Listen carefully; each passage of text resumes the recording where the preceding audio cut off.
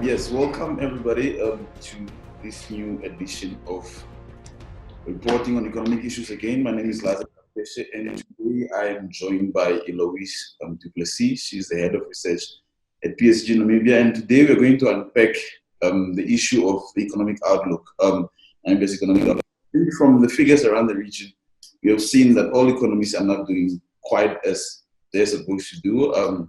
Firstly, because of COVID-19, or mostly because of COVID-19. And today I've invited, I think Eloise, you are the best to do the job on this one, to just kind of take us through what we should expect on the Namibian economy. So I think the Bank of Namibia put out a statement early April or late April, if I'm not mistaken, that they expect the Namibian economy to contract around about 6.9%. And PSG also put out a similar outlook, but more of a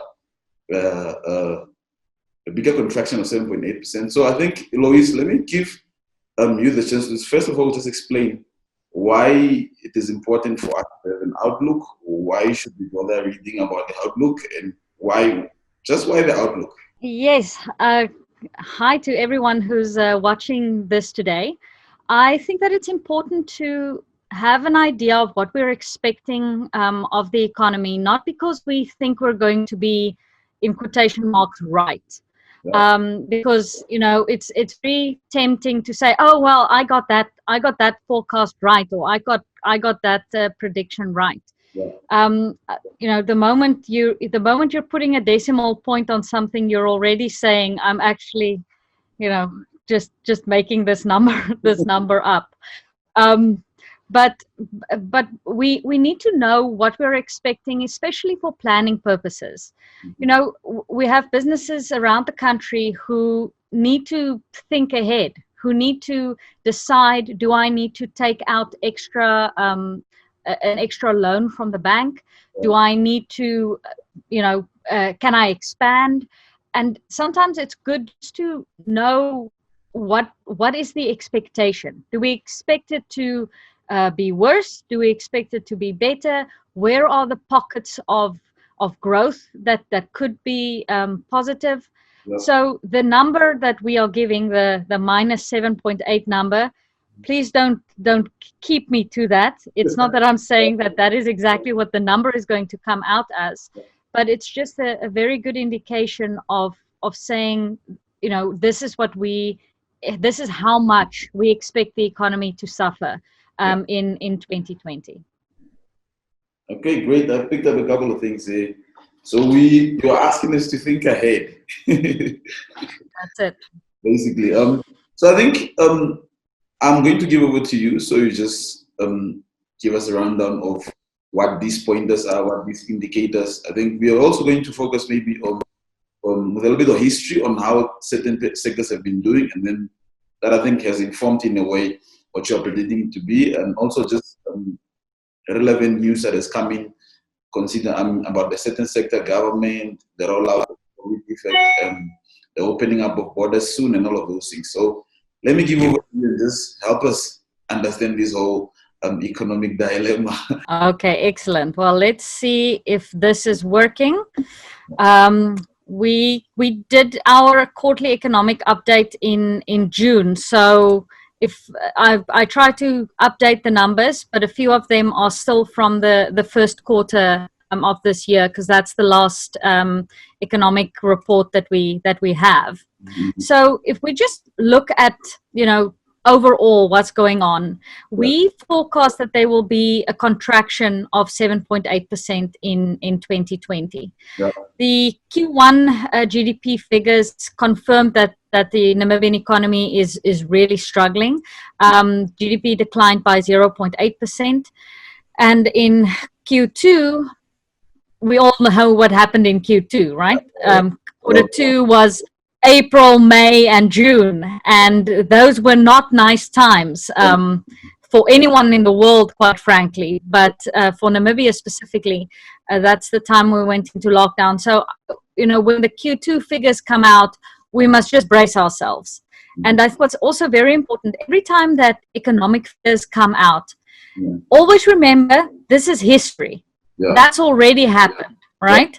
That's got nothing to do with what is because the Q2 figures come out somewhere, in September. So, by September, we're already 3 months gone. So the number we're getting is an old one. Just always keep that in mind. Yeah. We're specifically in the first half of the year, we had the budget. So I'm going to chat a bit about that. And then one of the big COVID responses around the world, but in Namibia also specifically, is that interest rates were dropped to very, very low levels by the Bank of Namibia. So on the 17th of June, we were at 4%. So people can borrow at much lower rates at this stage. The question just is, how many people are able to borrow at this stage? So the banks still need to look at affordability. The banks still need to look at whether you can actually repay this loan. So if you have debt, for example, if you bought a car on debt, if you have a home loan, anything like that, the reduction in that repo rate definitely reduced your monthly payment. So you have the same house, but you just pay a little bit less for it every month, which is supposed to put extra money in the pocket of the consumer, right? So that they can spend it and keep the economy going. But if you can't go out of your house, then there's no way to spend that money anyway. So we'll have a bit of a look at just what wholesale and retail trade has been doing. So like I said, we're expecting around negative 7.8% for 2020. This might change if when we get the Q2 numbers to see just how much of an effect the COVID crisis and response. I think one needs to also always see that there's a difference between the virus and the response to the virus. The virus is one thing, and that's human lives, and then there's the response to the virus of the lockdowns and the curbing of tourism and all of these things. So if we look at what was happening, the mining and quarrying in 2019 really suffered. And I'll show you that it recorded a decline of 11.1% in 2019, largely due to diamonds.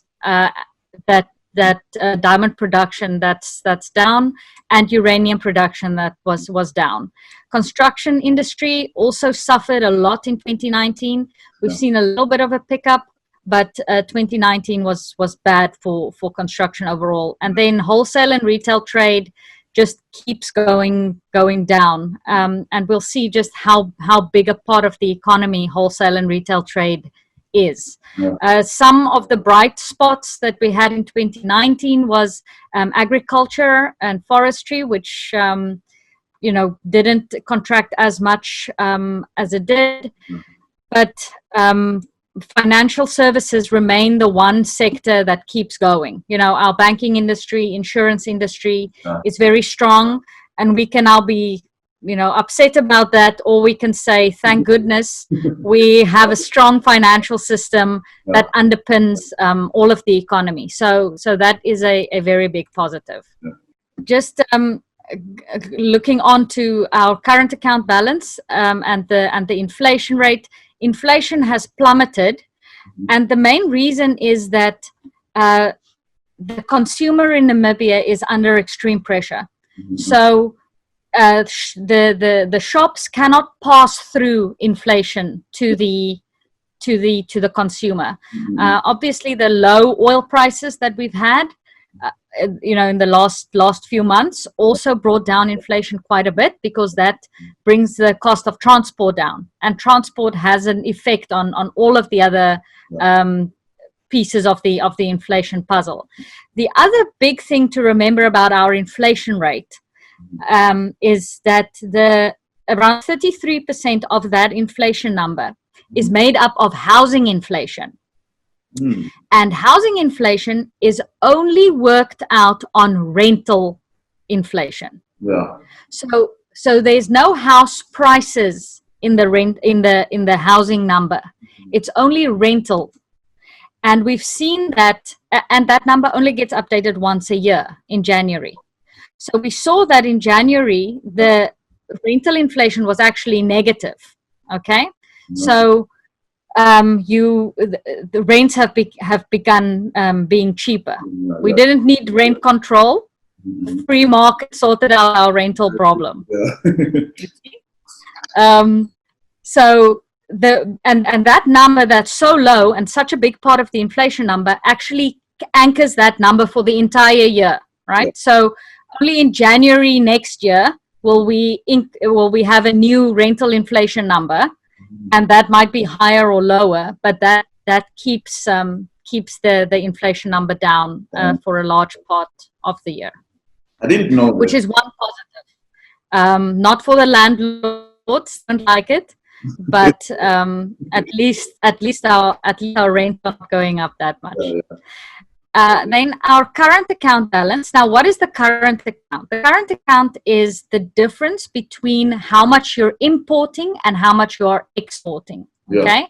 Now, if you look at here in 2016, we had a very big current account deficit, which means we were importing a lot more things than we were exporting, right? And that sounds like a bad situation to be in, because if you want to, especially if you want to earn foreign currency, you need to be exporting a lot. So now it looks like, but wait, look at this, it's improved so much, you know. We're now at 2.3%. The problem with this current account balance that's improved this much is because the Namibian economy is under such pressure. So that means that we're not buying things, right? We don't have money to buy more cars. We don't have money to buy TVs and all of these appliances. So that's why our imports have become lower. It's not because we've had this massive boom in exports. It's because we just haven't been importing as much anymore because we don't have any money to buy these imports. Then if we just go on, I have a short piece here just on our economic and political risk, just in terms of where Namibia ranks. Our growth is notably weaker than our peers. We perform worse in several of the economic performance indicators over 2019 and with the projections to 2021. We're underachiever at this stage in terms of our GDP growth. Now we'll see how this actually plays out as COVID plays out. So to see what is happening in South Africa, what's happening in Angola, Botswana, all these countries that we consider to be our peers, what will the effect on them be as well? So this might be a bit old. So let's keep watch on this to see if Namibia does better or worse than our peers coming in the next few months. I think our hope is to improve. Yes, hopefully. One thing that's not improved is our credit rating. We've seen that Moody's and Fitch now have us on a negative economic outlook. And it's mostly because of the economic prospects, right? So there's not much light in terms of where economic growth is going to come from. We see specific challenge for the government in terms of their debt. That's risen to very, very high levels. We don't think that there will be any positive rating action from Fitch or Moody's in the coming 12 months. And the risks to our rating is skewed to the downside. The things that hamper us, that are our challenges, is our fiscal consolidation. Now, what does fiscal consolidation mean? All that is our government's expenses and income. So how much tax are we getting in and what are we spending it on? And if we keep spending more than we're getting in tax, then that is a problem. So fiscal consolidation just means, like, if you as an individual look at your finances and you see, I am spending more each month than my salary, and I've got all this Foschini and Edgar's and Truworth Scott's, and I have a furniture that I buy on credit, and all of these things. I want to look at all my debt, and I want to make my debt as small as possible, so that I can control my spending better. That's exactly what we expect the government to do as well, right? We want to say, okay, your debt is really high. You're paying a lot of money for that, every single year, just to pay interest on these loans. So we need to rein in spending, increase the income. How do we increase government income? Businesses need to do better. If businesses do better, they pay more tax. If more people have jobs, they pay more tax. So that's the way that we improve this, is to make sure that the business sector is flourishing and that people have jobs, because then we can increase our revenue to sort out this debt problem. We still have a very large high unemployment figures. We have skill shortages. All of these things remain a problem, and we need to look at how we can address it. So in terms of our economic structure, let's just sometimes it's interesting to just have a look at what is contributing to our economy, right? If you look here, agriculture and forestry is only around 3.4% of our total economy, but it employs the most people. If you look at mining at this stage is around 10%, but the big hitters are wholesale and retail trade, and then your public administration, which is not the best situation to be in, to have your government be such a big part of your GDP. That's something that one would ideally like to change. But wholesale and retail trade also still a very, very large part of our economy.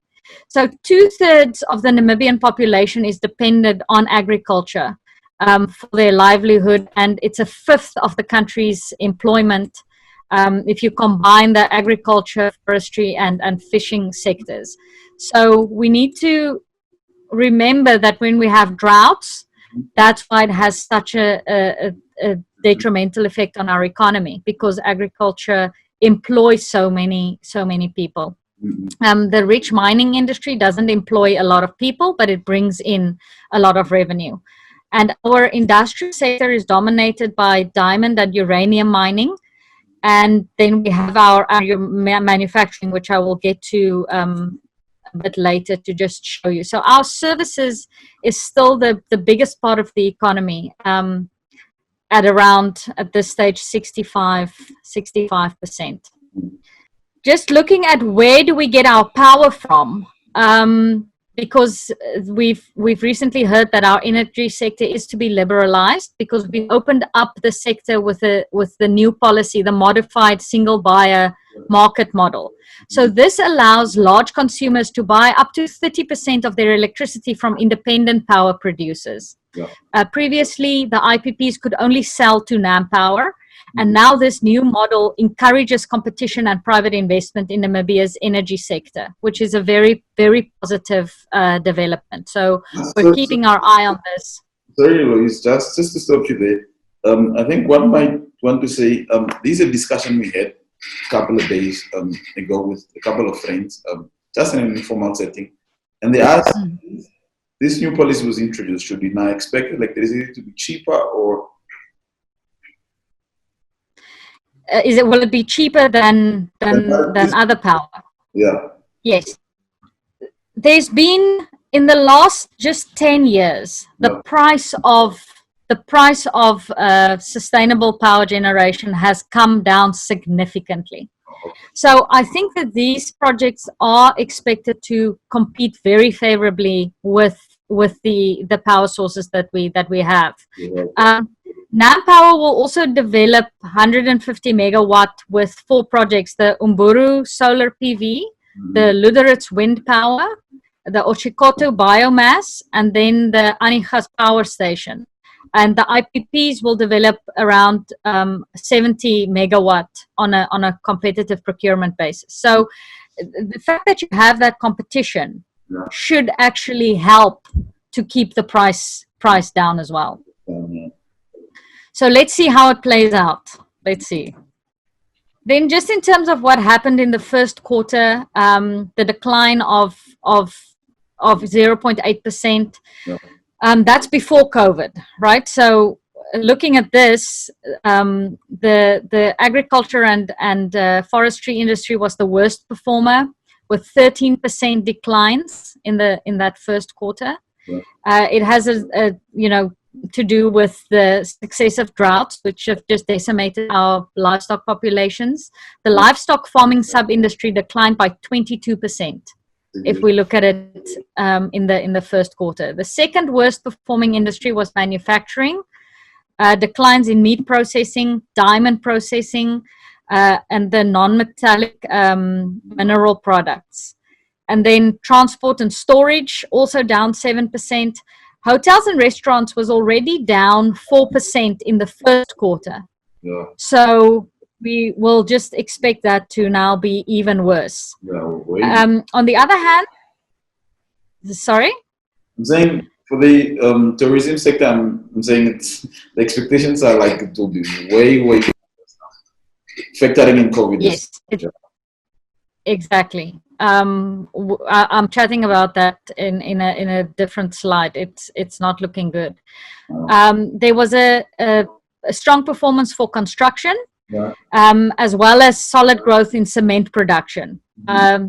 We always need to look at what base it comes from. So I have a chart to show just how we should be looking at that. This is a chart that I started doing when we started seeing all these declines in economic growth. And I said, okay, now we've had a minus 15%, minus 3%, then we get a positive 2%. And I wanted to be able to see, not in growth terms, but in actual output terms, what does this mean? So let's look at this graph. So these bars is our total rolling 12-month GDP, okay? So if we look at the end of 2013, okay, we, as a Namibian economy, did about 130 billion Namibian dollars, okay? That was in 2013. Then from 2013 to 2015, we had an excellent growth, right? And we added around 15 billion to the economy in those 2 years. So we ended at around 146 billion Namibian dollars. But what has happened since then? If we look at where we were in the first quarter of 2016, our economy was at 146 billion Namibian dollars. It is now at 143 billion Namibian dollars. This is now 4 years later. So at 4 years later, we're 3 billion Namibian dollars lower than we were in 2016. And most of it can be seen in the wholesale and retail trade. So we were at the peak of the wholesale and retail trade. This is this blue line. Do you see this blue line that I have here? That just shows you that at our peak, the wholesale and retail trade sector did about 16.6 billion. And that is now, and that's before COVID, we're at 13.8 billion. So there you can see the 3 billion that's gone. It's gone. It doesn't matter that the mining industry, if you look here, our mining industry increased a lot. And now we've seen the downturn again. And the manufacturing industry as well has actually done pretty well. The wholesale and retail trade that's reduced as much as it has, which is it's normal people not being able to buy the stuff that they were buying, everything that you can think of, whether it's cars or appliances or anything like that, has just reduced by that much. So I like to look at this picture to see where we're actually at, right? Because the percentages eventually doesn't mean anything anymore. So this is just our agriculture. If you look the cattle and small livestock farming contribute nearly a third of all the activity in the agriculture sector. And cattle accounts for 30% of the total units marketed, while the remainder of the small stock, sheep and goat and poultry, making very small contributions. So the average monthly total of livestock marketed declined from, in 2018, around 115,000 average monthly to 90,000 in 2019, which has just been the effect of some of it is regulation, but some of it, most of it is due to the drought as well. Cereal production has reduced quite a bit as well, as you can see, from 2018 to 2019. We're expecting cereal production to recover in 2020 because we've had good rain, and this is the fishing production. So increase in our fishing production as well. The main export market for our Namibian fish is Spain and South Africa. And in 2019, the fishing sector actually grew by 6.1%. Strong, yeah. Now, in terms of our mining, 42% of our mining output is diamond mining, and we'll see why that is a problem. As you can see here, how the export growth has declined for diamonds and for all the other minerals. So for minerals, it's actually been negative, and for diamond mining as well. So we've exported less of these minerals in 2019. Manufacturing. So manufacturing contributes around 14% in 2019, and it's focused on the food, beverages, and fishing industries. So you can think of the things that are being made in Namibia. Food processing is mostly like Namib mills. Beverages is mostly Namibia breweries, and we know all the names. Yeah. So the manufacturing sector increased by 3.5% in 2019, and you can see it here on my manufacturing graph. I did, exactly that same graph that I showed previously. I did the same for manufacturing. Yeah. So manufacturing from 2014 to 2020 has increased around 2 billion Namibian dollars. It's improved performance in beverages and then meat processing. But we've seen that in the last few quarters that manufacturing has declined as well. Then just our construction industry. Now here is where this graph actually makes a lot of sense, because if you look at this construction industry growth chart, you see that it decreased in 2016, 2019, and then I tell you, oh, there's been a 19% increase, and you think, oh, great, our construction industry is back, everything's good. But here on this graph, you can see just exactly where our construction industry is now in comparison to where it was. Okay. Now, what's very important to note is this increase from 2013 to 2015, when our construction industry was around 8 billion Namibian dollars in 12 months, was the building of the mines. So Husap mine, all of those mines being built contributed to this construction. And then when those mines were built, that construction fell off. And now this increase here that you're seeing here now, after it fell down, right? So the industry went from 8 billion a year to 3 billion a year, right? So 5 billion gone from the construction industry. And we're now seeing the pickup here with new buildings being completed. So just to see what that means. So for services, like we've been chatting about the wholesale and retail trade that's declined as much. This is the composition of the services. So you can see wholesale and retail trade is around 16% of that. Hotels and restaurants, 3.6% of that services sector. And then your financial intermediation, obviously a very big part of that as well. But there's always this elephant in the room of public administration sitting there, which is government services. And ideally, we would like government to be a smaller part of our economy.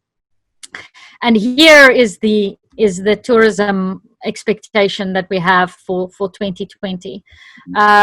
We expect about 12,000 tourism job losses, and that the tourism sector's contribution to GDP and its contribution to employment will decrease significantly. So it was at around, between 5 and 5.5% in 2019, and we're expecting that to fall down quite significantly going forward, or at least for 2020, and then hoping that there will be a resurgence as the world opens up again.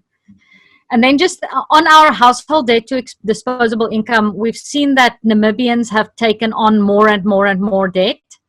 So their credit to disposable income at this stage is around 78.7%, and it's driven by the demand for short-term credit.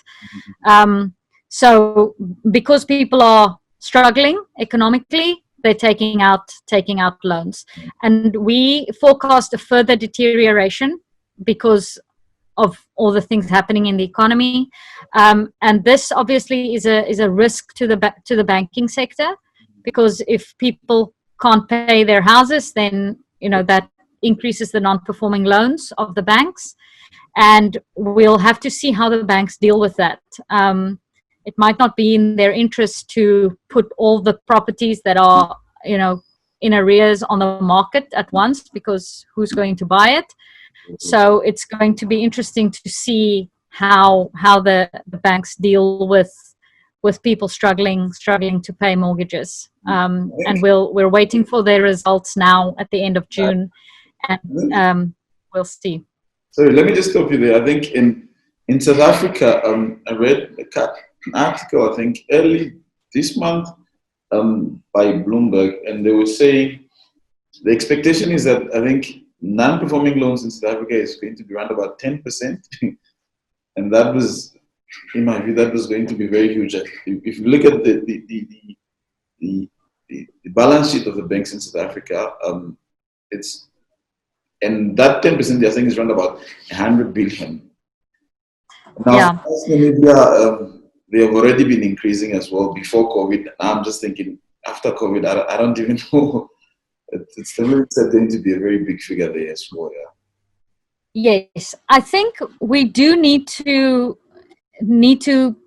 be a bit circumspect about the numbers that we are hearing, because there might be a situation where the banks, because remember, they need to make forecasts. Do you remember how we talked about forecasts at the beginning? Yeah. And we said that, it doesn't matter, you're only going to be wrong. There's nothing else. If you say what's going to happen in the future, you're going to be wrong. Yeah. So they try to predict, how bad it will be. And it might be in their interest to choose the worst case scenario, right? Yeah. And make provision for a lot of bad debts. So when we see their numbers come in, we see a big number. Yeah. But that might not be exactly what happens, right? So the guy who's on the edge, right? Where previously they would have said, no, we think he's going to be fine. They say, no. Anyone who's on the edge, we're chucking in the NPL pile, right?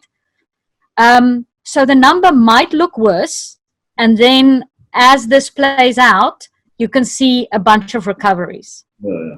That is one scenario. The other scenario is, we try to keep our figures as close to what's actually happening now as possible.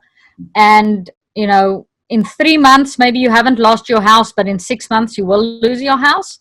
So, and then it might be worse. The numbers that I've seen, and the problem is there's such a disparity between the South African banks. Capitec, for example, has a much higher NPL ratio because they've got unsecured loans, right? So they might be very high, but the other banks are between 5 and 7% around NPL numbers, forecasted numbers that I've seen at this stage. But I do think we need to keep in mind that the banks are going to put a bunch of provisions through. We saw with Discovery's numbers that came out, they've put in claims up to 2022 in this year's number, right? So now it looks like Discovery's earnings is very, very low, but they've put in losses up to 2 years in the future. They've put into this number, so they might show a recovery. So we must just look at these numbers and ask of the banks, what is this a worst case scenario? Is this actually what you're seeing now? What is your provisioning looking like at this time? Yeah. Okay. Great. Then just on some of the other economic fundamentals, I don't think I want to say too much about this. Our ranking doing business, it looks like we've done better, but it's just because the rest have done worse. So it's not like we've really improved our score. Yeah. Our big problems remain starting a business. We're almost one of the worst in the world. We're in the bottom 10 in the world on how difficult it is to start a business in Namibia and registering property. So if we can improve, and both of these things are administrative, bureaucratic things that should be able to be fixed. And if we can do this, if we can sort this out, we're already going to make a lot of headway in improving the business environment. I've already chatted about the current account, just looking at what are our exports.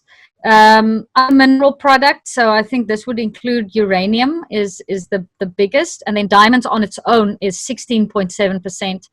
Then around 6% is food and live animals, and 18% is fish that we're exporting, and other manufactured goods that's in there. I suspect there's some beverages in there as well. Is around 24%. Then our capital account, we forecast more FDI outflows in 2020. In Q4, our FDI stock was mainly in the mining sectors and in financial services. So this will impact our foreign exchange reserve as well, as our exports and our investment inflows slump due to COVID-19, and then we expect a small recovery in 2020. Then just looking at our bond market, anyone who's studying finance will find this very interesting in terms of what a steepening yield curve in real time looks like. So if you look at this blue curve, this was our yield curve in 20 November 2019. So what is a yield curve? The yield curve is what is the interest that the government is paying on its debt in different time frames. So this bond from the government expires in 2050, right? So they need to repay this bond in 2050. And they paid around 10%, around 11% in November last year. They're now paying 13% on that bond, right?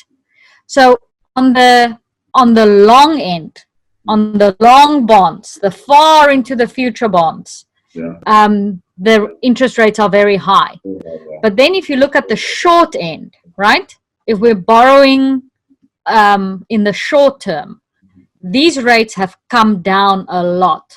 So where the T-bill rates was around 8% in November, they're trading, some of them are trading at around 3% now. So 4% here is what you're getting on a treasury bill right now. So this means in the short term, it's very cheap for the government to borrow. Yeah. So that's also where their debt is concentrated. The government's debt sits mostly in this short end and not on the long end, because why would you pay 13% for the next 30 years if you can borrow for a year at 4%? 4%, yeah. Right? Yeah. So this is just how these yields have changed on the bonds. On the euro bond, this is not good news. In March, the euro bond yields just spiked out.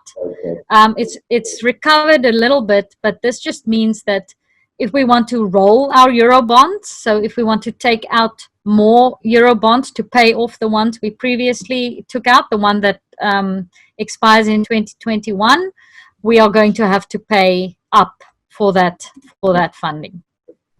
Then I've just quickly mentioned the budget.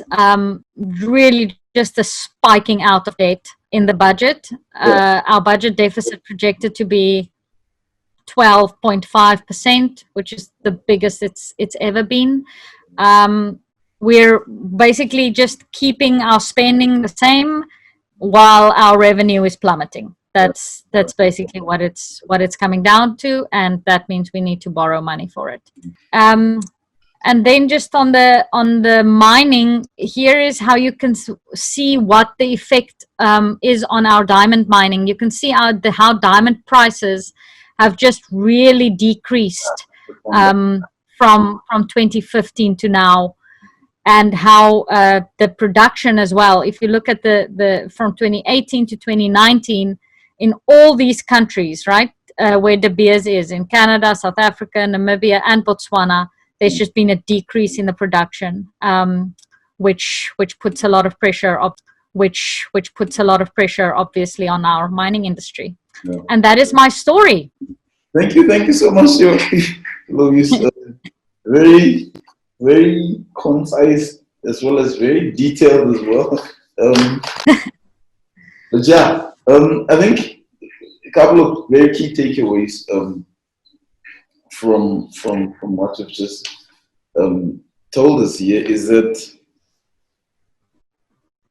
there was somewhat, I think from my end, what I'm concluding is there was somewhat an improvement that started off at the beginning of the year, but we are slowly seeing that is going to be washed away entirely by the whole COVID effect. So that's one. And also, I think if we can concentrate more on improving issues around, say, business registration and fixing out issues on property registration, I think we can expect an improvement of business confidence and people trying to buy properties and start businesses, and then the whole economy starts to run again. So yeah, those are some of the very, very important ones. You mentioned a very interesting figure of the high number of people that are employed in agriculture, and I think it's also a very important sector that we need to grow and really take care of. I was doing a review of Wandile. I don't know if you know Wandile Siklobo. He wrote a book on agricultural stuff. So yeah, I was doing a review on I haven't read the book. I should get it. Yeah, you should get it. It's a very good book. I was doing a review on it this week, and I think it comes at the point where we can't any longer, for example, for Namibia, we can't keep on looking outside anymore. We really need to develop ourselves within and then grow from there. So those are mainly, without just deviating or going through again what you just said, these are the main key things that you've laid out here. And I think also, just to stay on that point, that 7.8% is not the final figure. As things come in, as information comes in, that can always be changed as well. So I think any last points from your end, maybe, that you want to put more emphasis on and just drive the whole point down? Yeah, no, I just think that the problem with the COVID in Namibia was that we were already suffering a lot before this crisis hit, right? Mm-hmm. So even businesses who had reserves in even 2018 still, right? 2018 and 2019 were not fun years. Yeah. So now you get to the beginning of 2020 and you need to deal with the crisis as well. So the Namibian economy was already hurting, and this really just gave another gut punch.